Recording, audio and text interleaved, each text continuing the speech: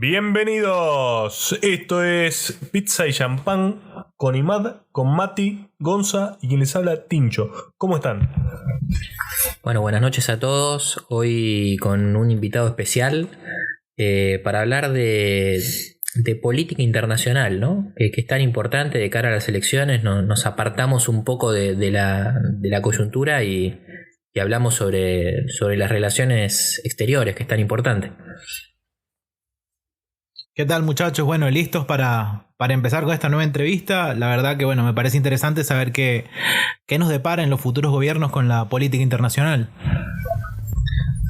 Bueno, como dijimos recién, excelente capítulo de hoy. ¿Cómo andan, chicos? ¿Todo bien? ¿Alguna novedad esta semana?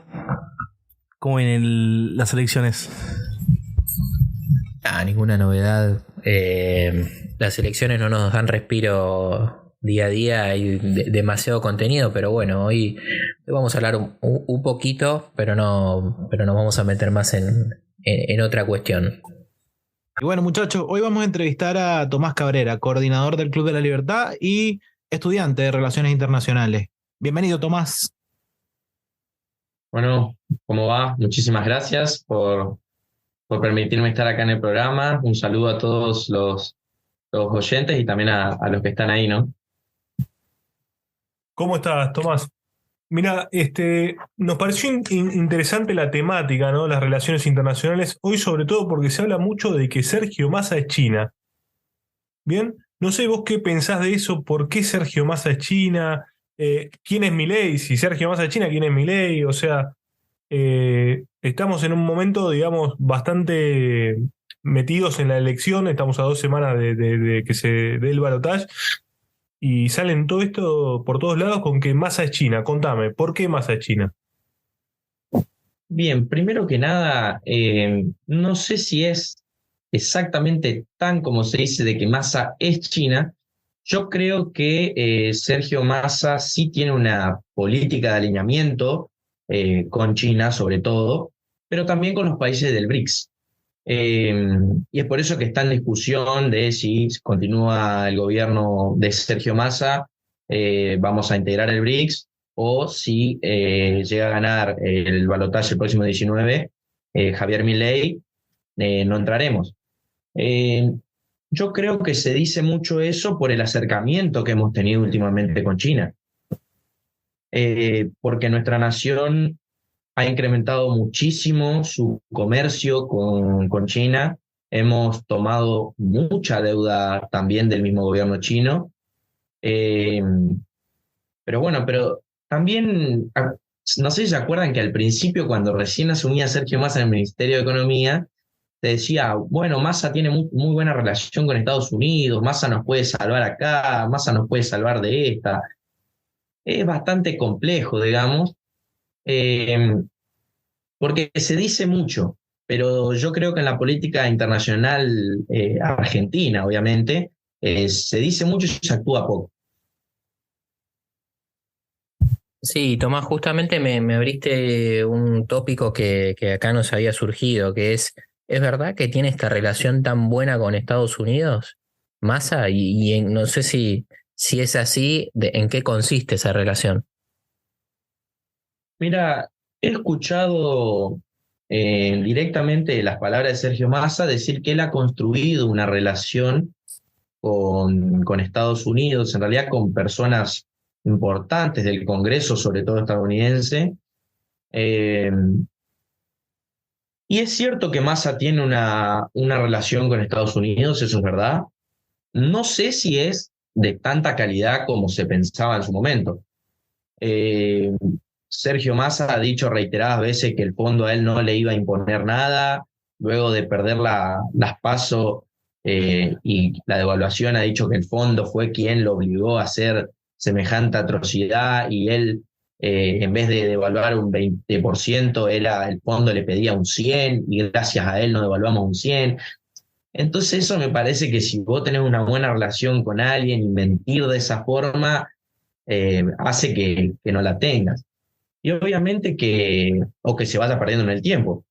Y obviamente que a Estados Unidos no sé si le gusta tanto la idea de que nosotros estemos alineándonos con los países del BRICS. Recordemos que nosotros tenemos una deuda muy grande con Estados Unidos y eso te condiciona mucho en política exterior. Entonces no podés hacer la vista gorda y pelearte con Estados Unidos porque obviamente que va a tener repercusiones. Volviendo a la pregunta de si tiene buena relación, por lo que se había dicho, sí, tenía una buena relación. De hecho, él fue a la asunción tanto de Biden como de Trump. Digamos, tiene amigos republicanos como demócratas, pero yo creo que esa relación hoy se ha ido perdiendo. Esto que vos recién comentabas del BRICS, que quizás no es tan conveniente para el vínculo con Estados Unidos, ¿qué pensás de lo que dijo Ernequian? No sé si viste el empresario famoso que dijo, bueno, esto no afecta en nada a nuestra relación con Estados Unidos. Uno puede tener su señora y también su amante. Una frase quizás un poco desafortunada, pero como diciendo, no, de ninguna manera esto va a afectar. ¿Qué pensás? Mira, yo creo que depende cómo lo tomemos a este ingreso al BRICS. Pasa que justamente el BRICS es un organismo que compite, no es un organismo, sino una competencia hacia Estados Unidos y le disputa ese poder mundial. Entonces, me parece que si bien puede que no afecte en ciertas cuestiones en nuestra relación con Estados Unidos, evidentemente yo creo que la potencia americana te lo va a hacer sentir de algún modo.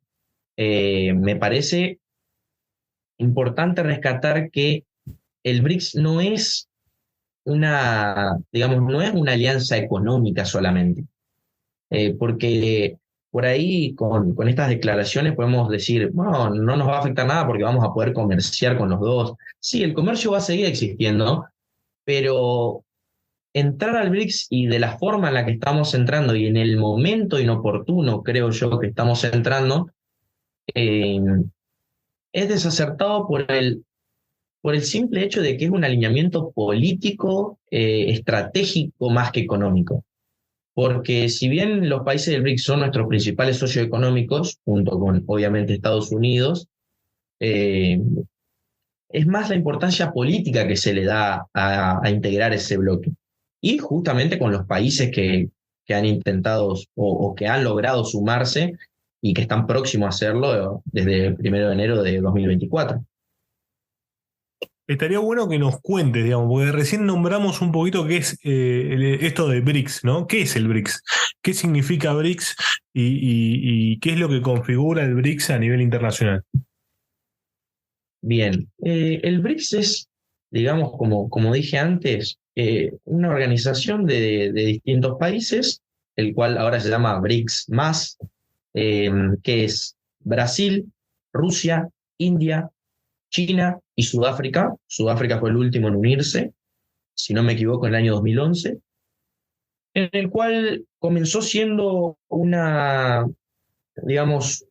forma de competir este orden nuevo internacional que se estaba dando luego de la crisis del 2008 con Estados Unidos, y son países en vía de desarrollo y que quieren la promoción justamente de países también en vía de desarrollo, también subdesarrollados, y lograr, imponer instituciones como, así, como tiene el Fondo Monetario Internacional, es una organización que está por fuera del BRICS.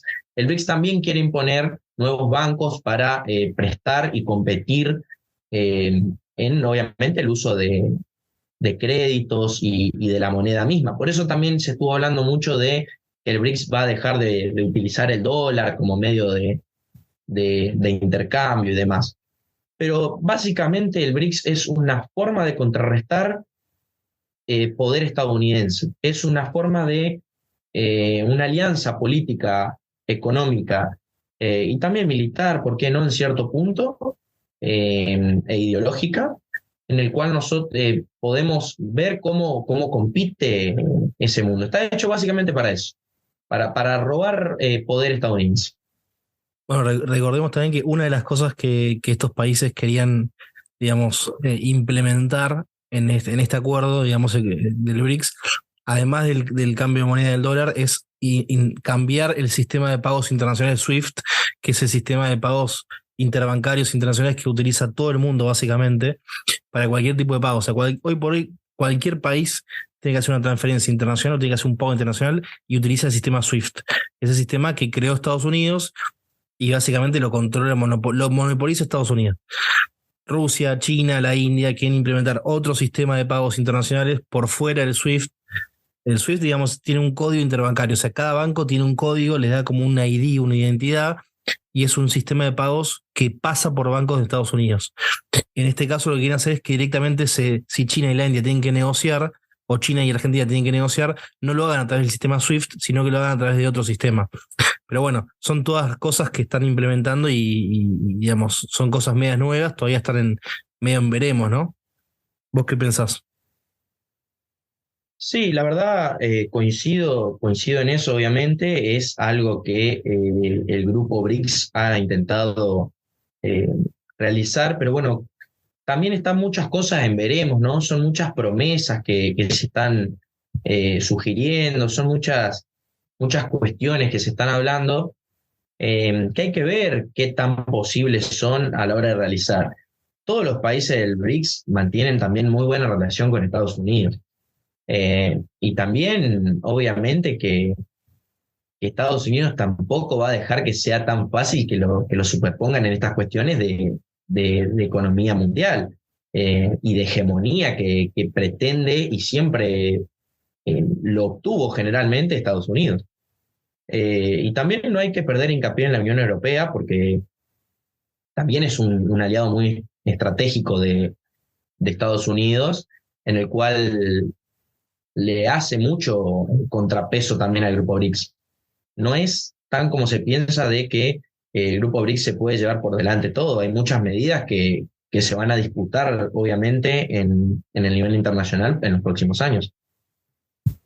A mí me llama puntualmente la atención esto que decís de la búsqueda del desequilibrio del poder americano, porque en estos últimos días salió a hablar el vocero de Hamás, Khaled Maya, diciendo que llamaba a la gente de Beijing y a la gente de Moscú, o sea, Rusia y a China, para que los ayuden y en algún punto los legitimen, así de esa manera logren equilibrar, según ellos, el poder internacional.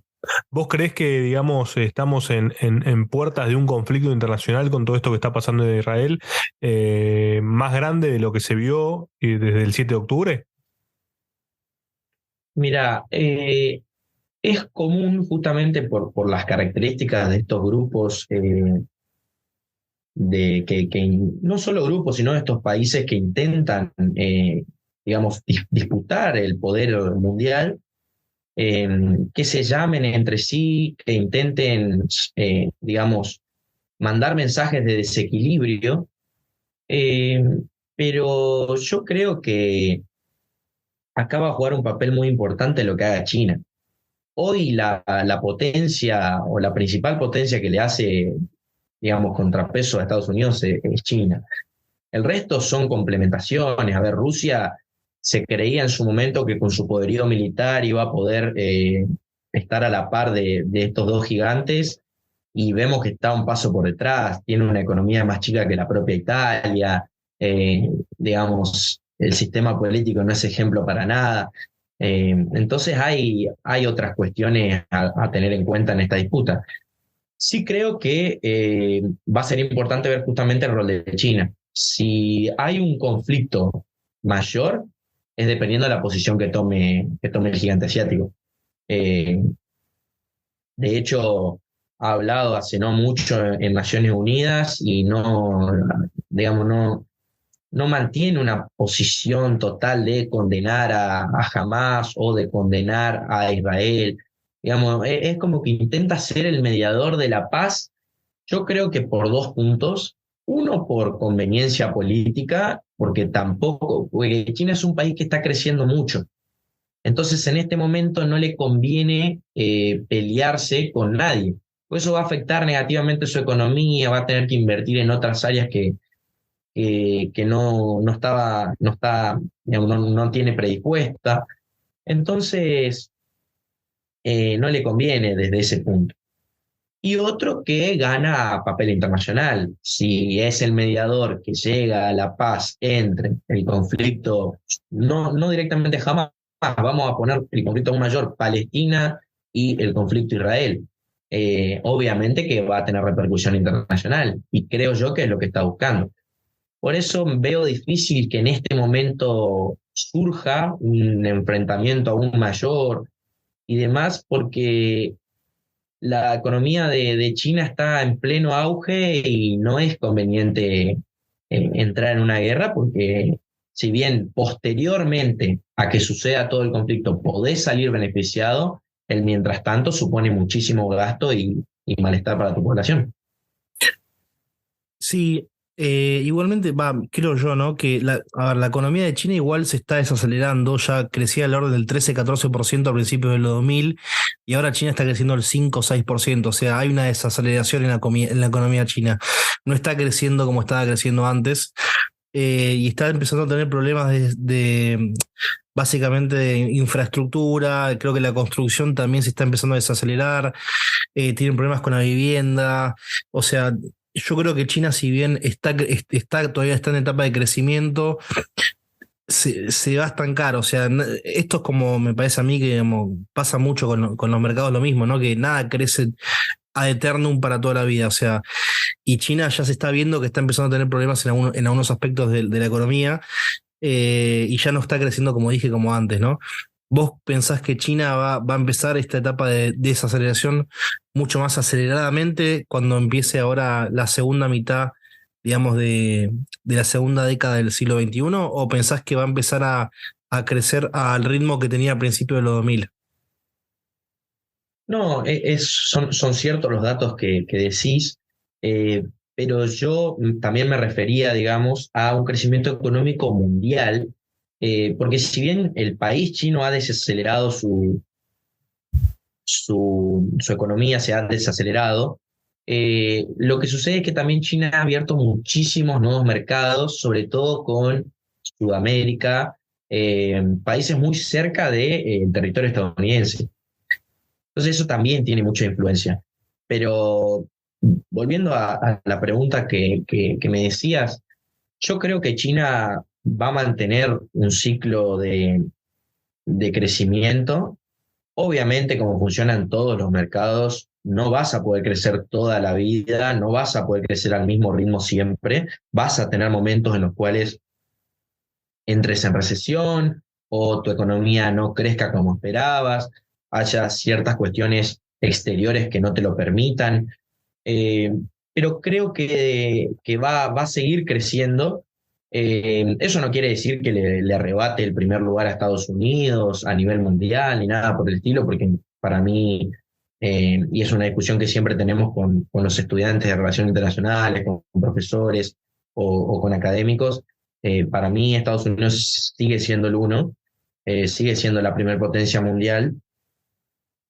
Y China, si bien está en un crecimiento bastante importante, como bien marcaste, no está al mismo ritmo que los 2000, pero lo sigue estando y crece más que la mayoría de las economías, sobre todo de Asia, ha logrado imponerse como el principal, digamos, opositor a Estados Unidos. Entonces eso también le va a hacer jugar un papel importante, pero yo creo que no va a ser sostenido en el tiempo mucho más. A ver, mucho más me refiero a unos 20 años más. Yo creo que 20 años de acá en adelante puede seguir creciendo el gobierno chino, pero en algún momento que sea luego de la mitad del siglo XXI, va a comenzar a tener en cuenta otras cuestiones. De hecho, hoy en día se ve cómo la población le ha demandado mucho más mejoría en la calidad de vida. Hasta hace poco China era un país que tenía un PBI bastante alto, pero de igual manera no satisfacía las necesidades como las satisfacía Occidente. Es decir, la calidad de esa satisfacción de necesidades no era la misma. Tal vez sí solucionó mucho el problema de la pobreza y del hambre, pero no ha sido capaz de implementar la misma calidad de vida que tiene, por ejemplo, Estados Unidos o Europa, con un nivel similar, digamos. Tomás, sí, sí, coincido bastante con vos y agregaría que no solamente se habla de economía, sino creo que también se le quiere disputar un predominio cultural a Estados Unidos, ¿no? Que creo que Claro. Rusia, China también apuntan ahí por decirlo un poco en criollo. Che, que no queremos tener a todo el mundo mirando los productos de ellos, consumiendo la cultura de ellos, ¿no? Como también creo que el tema este del equilibrio que hablamos, parte de lo económico y también se baja a otras zonas. Te cambio de tema, porque ya te preguntamos por Massa y creo que ha quedado claro. Milei, en términos de relaciones internacionales, ¿qué es? ¿Cómo pensás que puede obrar en un eventual gobierno? Bien, Milei, digamos, ha hablado varias veces de que él rompería relaciones con China. De hecho, ha declarado bastante de comunista también al gobierno de Brasil, cosa para mí desacertada, pero que comprendo más o menos en este momento de la campaña lo que quiere sostener. Yo creo que eso es imposible. A ver, es posible, pero a la vez, de poder se puede, digamos, pero no es viable. Yo creo que romper relaciones con China o con Brasil, tal como las ha dicho Milei, no sería la mejor opción. Sí coincido en un alineamiento con Occidente. Yo quiero ser un país occidental, me gusta mucho la calidad de vida que tiene Occidente, pero no pueda romper las relaciones tan fácilmente. Primero porque también necesitas accionar del Congreso en muchas cuestiones, no en todas, pero en la mayoría. Y veo que ha dicho propuestas muy básicas en cuanto a relaciones exteriores. No solo él, sino los tres principales candidatos, ahora dos, han dicho propuestas muy básicas a nivel internacional. Yo creo que la Argentina en sí tiene un problema con eso, que después si querés lo hablamos, me centro un poco más en Milei. Y ha dicho cuestiones justamente que no recaen muy bien en el sistema internacional. Esto de romper relaciones con el Vaticano también en su momento, que no es romper, pero se me ha dicho suspender, Venegas Lynch y demás. Son cuestiones que no, creo yo que en este momento de la Argentina y por las necesidades que nosotros optamos, no son muy buenas decirlas. Yo creo que además es imprudente decirlo en el momento en el que estamos mundial, ¿no? O sea, estamos a un fósforo de que termine todo fuego. Así la veo yo, por lo menos. Y porque acá también, bueno, vos lo nombraste a Venegas Lynch, pero supuestamente la canciller sería Diana Mondino. Ahora, una de las críticas que se le hace a Sergio Massa es que él es abogado en el Ministerio de Economía. ¿Qué tiene que hacer un economista en el Ministerio de Relaciones Exteriores? ¿Funciona un economista como canciller? ¿Cómo lo ves eso? ¿Cómo lo ve eso la gente especializada que estudia, que se informa en esto que te gusta a vos? Sí, mirá, sería la misma contradicción como vos bien mencionaste de Massa. A ver, Diana Mondino puede ser una gran economista, puede saber bastante relaciones exteriores, pero su formación no es esa. Eh, Tal vez el día de mañana es canciller y hace una gran labor, pero a mí que dicho sea de paso, no es muy difícil superar la labor del actual canciller, pero, Ya pero por lo me menos parece. habla inglés. Claro, exacto. Por lo menos Diana Mondino habla inglés, eh, que creo que debería ser básico, pero bueno, en este país sucede todo. Eh, y Cafiero es una persona que no está preparada para ese cargo. Pero bueno, volviendo un poco a la pregunta inicial, me parece que en la Argentina en sí se le da poco valor al internacionalista. Digamos, Argentina tiene muy buenos internacionalistas en esa materia, pero no se lo utiliza. El cargo de canciller, por lo menos en los principales países del mundo, ninguno es internacionalista, son todos políticos seleccionados a dedo. A ver, por ejemplo, Jorge Argüello, que está en Estados Unidos, es abogado. Digamos que es el diplomático argentino en Estados Unidos, es abogado. Después, Vaca Narvaja, que está en China, también no es abogado, pero es politólogo. De hecho, viene de familia montonera, luego se vivió en Cuba, así que más o menos podemos ver cómo piensa. Digamos, se subestima mucho ese puesto. Bueno, Daniel Scioli mismo, en Brasil, es un puesto que no se le da la importancia que debería. Y creo que estamos muy centrados en otras cuestiones y no le dan mucha importancia a la política internacional. La última política nacional designada completamente que uno puede estudiar y decir no fue, digamos, fue sistemáticamente diseñada fue la de Menem. El resto ha sido muy, muy pobre. Y Diana Mondino, ojalá me equivoque y ella pueda hacer una gran labor si es que Javier gana las elecciones del 19 de noviembre. Pero me parece que el encargado ideal sería un internacionalista. ¿No pensás que, por ejemplo, Macri tuvo una gestión más profesional? Digo, hablando de esto que vos recién mencionabas, ¿no? Que concuerdo, ¿no? Tuvo un manejo un poquito más profesional, ¿no? De las relaciones internacionales. Hasta incluso se lo llevó a acusar que estaba más pendiente de la imagen de Argentina en el mundo que de los temas locales, ¿no? Me acuerdo que había algunos que lo acusaban de eso. Bueno, yo creo que Mauricio Macri ha tenido por lo menos una política, no me parece buena, tampoco me parece pésima. Sí ha sido mejor desde mi punto de vista que la política de Cristina Kirchner en sus 2 gobiernos anteriores a Macri, pero ha logrado en cierto punto que en la escena internacional seamos mejor vistos que en ese momento, porque recordemos que el gobierno de Cristina, si bien el canciller no era Moreno, era secretario de Comercio Exterior, digamos, era bastante conflictivo en ese punto, pero no ha logrado posicionar, o sea, que Argentina tenga una mejor imagen, pero no ha logrado establecer vínculos con muchos países importantes. De hecho, ha querido restablecer vínculos con Inglaterra o con el Reino Unido en general, y no nos ha salido beneficiado muy bien.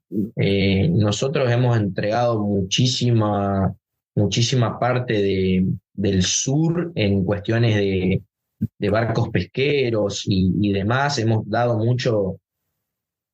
mucha costa para que se pesque a gente de Inglaterra, por ejemplo, y nosotros no hemos tenido mucho a cambio. De hecho, se intentaba que podamos reparar muchas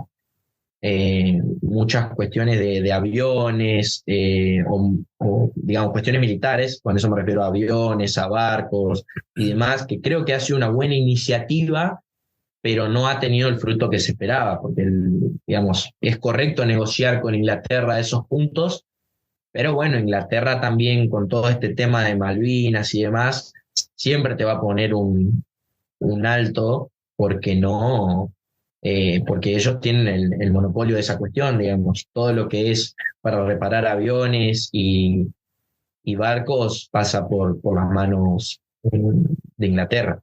Y Francia, pero obviamente Francia está muy alineada con Inglaterra.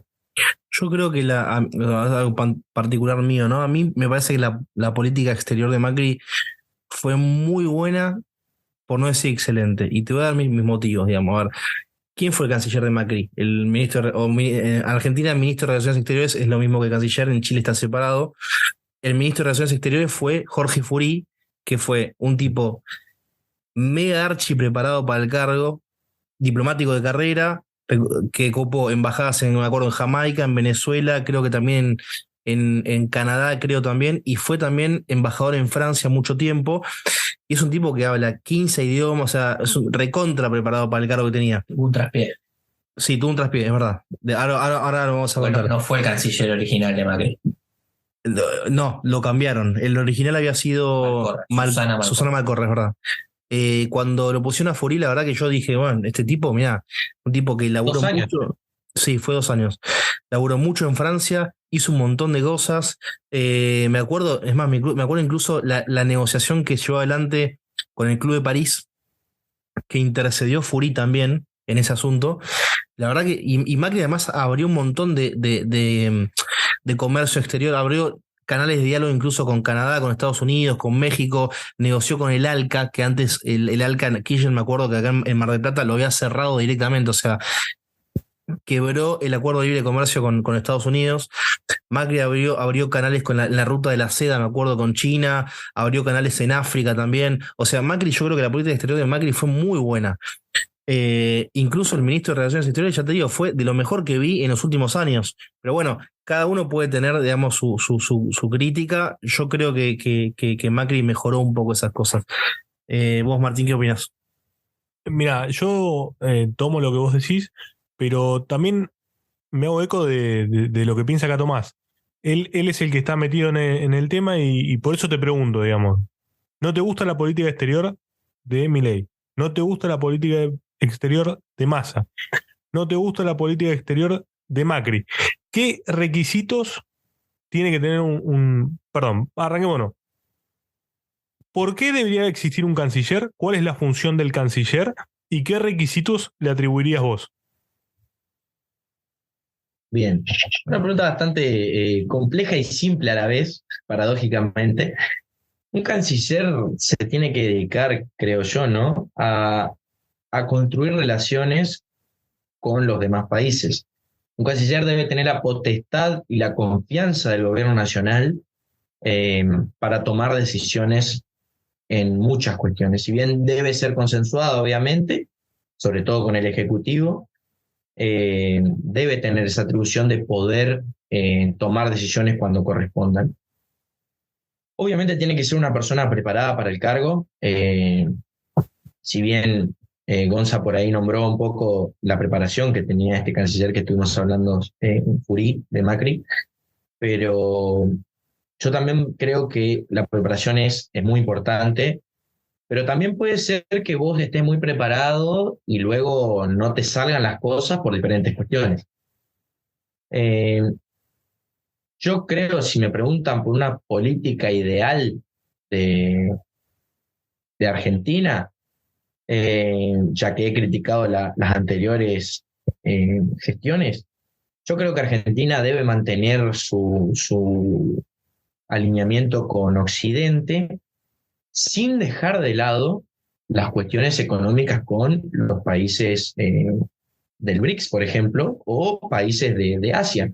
Asia es un comercio que desde hace unos 20 años, tal vez un poquito más, ha surgido y ha resurgido en el mundo y tiene muchísimo peso.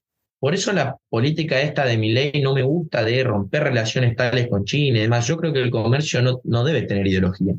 Después, con cuestiones políticas o con cuestiones de hacia qué lado vos podés perfilarte como país, es otra cosa.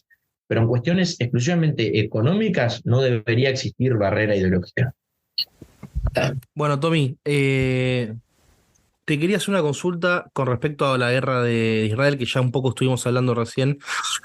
Vos, si fueras canciller, ¿qué opinión sugerís o vos cómo decís que Argentina se debería pronunciar con respecto a una guerra que involucra a dos países, podemos decir, o un país ya confeccionado internacionalmente y otro estado, digamos, en formación o que aspira a ser país, digamos, y que obviamente tiene repercusión en todo el mundo, ¿no? Porque recordemos que hay judíos en todo el mundo, hay palestinos en todo el mundo, y esto lleva una repercusión internacional enorme. ¿Cómo decís que Argentina se debería pronunciar con respecto a esta guerra que afecta a todo el mundo, básicamente? Bien, la verdad que yo creo que la guerra ha tenido, digamos, se ha respondido de una forma, o sea, de manera principal correctamente, y hemos condenado al grupo Hamas. De hecho, me parece una buena política de Sergio Massa, que ha dicho que si él es presidente va a ordenar que este país esté, que Argentina reconozca a este nuevo país, a esta organización, porque ahí quiero hacer la distinción, pero a esta organización terrorista que jamás. Eh, Nosotros en el conflicto Israel-Palestina, creo que si bien obviamente tiene trascendencia esto que está sucediendo, es lógico, no es lo mismo que el conflicto este en sí. Lo que se está haciendo ahora, digamos, el conflicto este es la organización terrorista Hamas, que ni siquiera quiere fundar un Estado, porque en su carta fundacional solamente quiere terminar con el Estado de Israel. No es que desea constituir el Estado palestino, ni siquiera es el representante de Palestina. Para eso está la OLP, que es la Organización para la Liberación de Palestina, que es la encargada de estar como miembro observador en Naciones Unidas e intentar formar un Estado. Argentina, creo yo, que debe tomar una posición frente a este grupo terrorista, obviamente de condena. Debemos condenar a este grupo y debemos mantener una política, a mi parecer, de alineamiento con Israel. Yo creo que Israel es un país a tener en cuenta eh, para copiar muchas cosas que se hicieron. Israel es un país que ha crecido muchísimo tecnológicamente, militarmente y también económicamente. Si bien ha tenido ayuda principalmente de Estados Unidos o Gran Bretaña, eh, digamos, supo cómo llevar todas estas cuestiones de vivir en guerra básicamente, porque el conflicto es milenario, pero ha logrado eh, mantenerse en el tiempo y crecer. Entonces, yo creo que debemos posicionarnos desde el lado israelí. Sin embargo, me parece también importante, eh, porque Argentina, por ejemplo, reconoce a, Palestina como un Estado, eh, o mejor dicho, reconoce a la OLP, pero no, digamos, no hay que dejar de tener en cuenta que también el pueblo palestino tiene su fundamento por el cual quisiera ser considerado un Estado. El problema es que es una disputa, como les dije, milenaria, es una disputa eh, territorial, religiosa, eh, entonces es bastante complicado desde ese punto, pero creo que nosotros, sin desmerecer la causa palestina, pero la causa, por causa palestina me refiero a la convivencia de los dos estados, digamos. Pero indudablemente me parece mucho más conveniente tener un acercamiento a Israel. Que de hecho lo tenemos buenas relaciones con Israel, eh, así que me parece que es necesario continuar y mejorar dicha relación. De hecho, Mariano Causino, quien fue canciller argentino en Israel durante el gobierno de Macri, ha hecho una muy buena política en ese sentido. Por eso, si bien yo he criticado por ahí ciertas cosas, como estuvimos hablando antes de la gestión de Macri, hay otras que se han hecho muy bien. Como por ejemplo este, esta, no es reconstrucción porque nunca la hemos perdido, pero esta, digamos, como mejoría de las relaciones con Israel. Sí, sí, coincidimos con vos. En líneas generales hablo un poco por todo el grupo.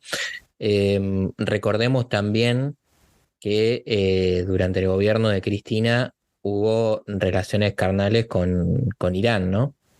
Eh, el famoso pacto, bueno, en fin, no, sería largo para hablar, y sin dudas eso también está vinculado con todo esto que estamos hablando. Te queríamos consultar, ¿no? Ya que hablamos, bueno, de los cancilleres de Macri, de Milei, bueno, de Massa no hablamos de su canciller, que va a ser Pandiani, tengo entendido que actualmente es embajador en Suiza. ¿Vos tenés algún canciller ideal? Si vos tuvieses la potestad de elegir, ¿tenés a alguien del ámbito de las relaciones internacionales que vos digas, la verdad que este es el tipo que está preparado? No, a ver, no, creo que no tengo un candidato exacto en el cual nosotros podamos decir, la verdad me gusta mucho esta persona y demás. Yo creo que la persona que va a estar a cargo debería por lo menos tener un alineamiento bueno, como les dije antes, más occidental.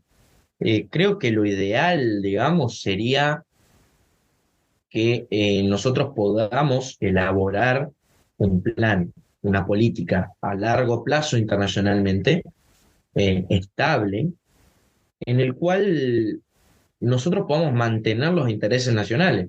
A ver, y por intereses nacionales no me refiero a defender todo esto nacional como siempre se lo dice, sino buscar lo mejor, pero verdaderamente lo mejor para Argentina. Porque por ahí puede sonar un poco, digamos, peronista en ese sentido, o de hecho el mismo canciller que nombraste anteriormente lo ha dicho mucho de tenemos que proteger la industria nacional para poder exportar nuestros productos y demás. Eh, la forma en la cual nosotros vamos a atraer inversión extranjera y vamos a comerciar con el mundo es si nosotros le damos confianza a este. Es decir, si nosotros no generamos confianza en el mundo, si nosotros eh, todas las deudas que tomamos las defaulteamos o las renegociamos o, o cambiamos nuestro parecer todo el tiempo, no vamos a ser nunca confiables para el mundo. Y eso es un problema. Nosotros tenemos muchas cuestiones a resolver internamente y esto lo podemos ver, por ejemplo, con un autor que se llama Kenneth Walls, en el cual, bueno, obviamente que, dice que las repercusiones, digamos, internas afectan en las exteriores. Y no es la misma forma en la que un país te ve si vos tenés muchísimos problemas internos que si vos lográs solucionarlos. Estados Unidos, por ejemplo, es un país que digamos, ha logrado el autoabastecimiento en un montón de cuestiones y ha logrado la estabilidad política, económica, por ahí social en algunas cuestiones no tanto, pero en general tiene una política bastante acertada en ese punto, obviamente con cosas a corregir, pero los gobiernos estadounidenses vos los diferenciás por su política exterior, básicamente. En su política interna, si bien ciertos financiamientos, ciertas relaciones y demás, es muy difícil encontrar cuestiones muy puntillosas, digamos, como suele ser acá. Acá, digamos, cambia un gobierno y cambia todo. No tenemos políticas de Estado a largo plazo, salvo el caso Malvinas, por ejemplo, pero el resto es muy difícil. Entonces, Bueno, a ver, no te... pará. Acabas de nombrar algo complicado para el pueblo argentino, Malvinas. ¿Cómo solucionarías el conflicto Malvinas? O sea, ¿cómo hago yo Argentina? Yo voy mañana, no sé, a un estudio, no sé qué es lo que abre la gente de Relaciones Internacionales, hay ignorancia pura mía, pero voy mañana, te toco la puerta y te digo, che, Tomás, necesito recuperar a Malvinas, ¿qué hago? Bueno, yo creo que se ha hecho un gran trabajo, por ejemplo, en esto, en el tercer gobierno de Perón. De hecho, Perón había negociado mucho con Inglaterra, porque, digamos, a Inglaterra no le convenía en su momento, y creo que tampoco, o sea, salvo por estar cerca de la Antártida, y por la pesca que también estuvimos mencionando antes, no le conviene mucho la isla. Eh, y en su momento tampoco, le queda muy lejos y demás. Yo creo que en el gobierno de Perón se había hecho una buena política para restablecer eh, el dominio en el territorio, que bueno, luego después Perón termina muriendo y no se lleva a cabo, pero era una política en la cual se firmaba un acuerdo a largo plazo, creo que en su momento eran de 30 años, me parece, 30, 40 años, en el cual luego devolvían las islas a Argentina. Yo creo que es una forma de volver a tener en cuenta esto, pero obviamente que si vos no tenés la capacidad de negociación y no resolvés muchos de tus problemas, obviamente que vas a ir en desigualdad de condiciones. Eh, Me parece que es importante digamos, el continuo reclamo de la soberanía de las islas, pero obviamente no podés ir a discutir cuestiones si vos no estás preparado ni siquiera internamente. Por dos simples razones, porque obviamente que vas a perder porque no tenés nada que dar a cambio, porque querramos o no, hoy las islas las mantiene, o sea, las mantiene Inglaterra, son parte de ella. Entonces, nosotros tenemos que negociar esas cuestiones. ¿Cómo negociar? Teniendo, digamos, algo para darle a cambio. No te lo van a dar gratis. Eh, y obviamente que hay algo que a mí sí, digamos, no sé si, eh, digamos, creo que tiene mucha importancia, que es la población que está allí. Yo creo que hay dos cuestiones y tomo punto de los dos extremos de este conflicto, y es que la población primero obviamente no va a querer formar parte de Argentina por el simple hecho de que no quiere tributar para Argentina, no quiere tener los mismos problemas que tiene Argentina, prefiere vivir con la estabilidad de Inglaterra. Pero también es población implantada de Inglaterra. Entonces también es difícil que cambien de parecer en algún momento. La verdad que es una cuestión bastante difícil, no es fácil, digamos, negociar las islas después de todo el conflicto que se ha vivido. Eh, y sobre todo por lo susceptible que es hablar del tema Malvinas en la población argentina. Pero de igual manera, para finalizar esto, creo que primero debemos resolver muchas cuestiones internas para ir a sentarnos, no en igualdad de condiciones, porque obviamente que nos va a costar estar en igualdad de condiciones, pero sí con algo a cambio para ofrecer. Bien, bueno, hay que crecer en otro ámbito para tener algo que ofrecer.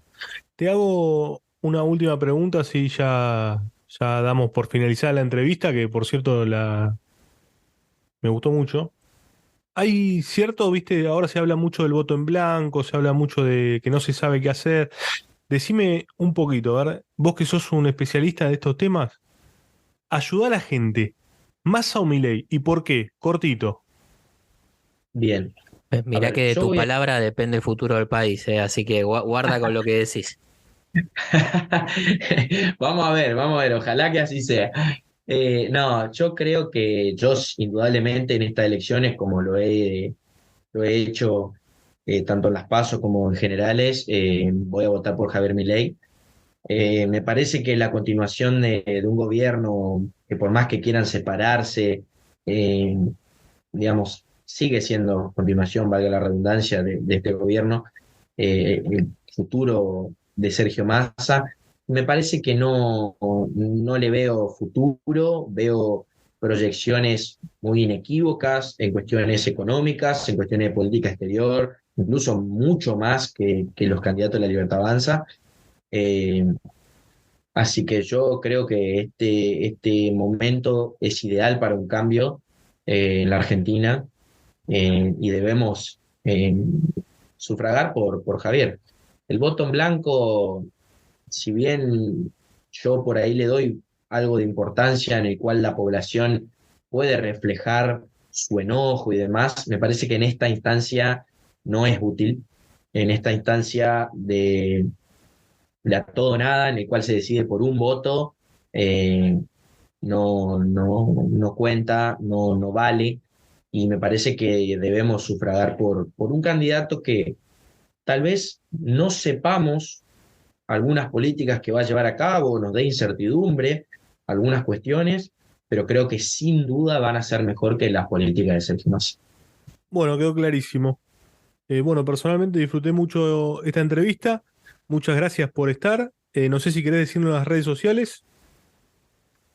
Sí, tengo mi Instagram que es @tomás.cabrera14, por si quieren a seguirme ahí también, cualquier cuestión. En Twitter también aparezco como TomásCC04. Y bueno, ahí hablo un poco de todo, también subo bastante referencia tanto política internacional como política nacional. Y bueno, la verdad que les agradezco a todos. Me ha gustado mucho la entrevista. Así que bueno, cualquier momento que suceda, cualquier cosa, tanto nacional como internacionalmente, encantado de poder volver a estar. Y bueno, le mando un saludo sobre todo al Club de la Libertad, que es quien me permite siempre, eh, digamos, estar, si bien yo estudio esta carrera, estar en contacto con estas personas. De hecho, nosotros nos hemos conocido en un evento del club, así que no puedo no agradecerles. Y bueno, nada más que eso. Bueno, muchísimas gracias, Tomás, y será hasta la próxima, si Dios quiere. Esto fue Pizza y Champán.